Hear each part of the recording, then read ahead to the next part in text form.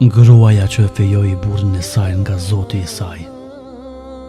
Ishte një grua cila donte burrin e saj nga thellësia e zemrës së saj, edhe aty e donte shumë.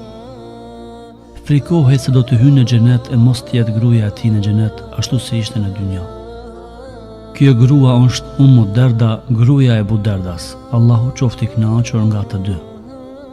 Ebu Derda është një nga sahabët e mëdhenj i cili e mbante epitetin i urti i këtij ummeti dhe zotëria e lexuesve të Damaskut. Për këtë arsye Ummu Derda ngrihej dhe i drejtohej Zotit të saj: "O Zoti im, Ebu Derdaja ma kërkoi dorë në dynja dhe më martoi në këtë dynja. O Zoti im, unë kërkoj dorën e tij prej teje dhe të kërkoj të më martosh me të në xhenet."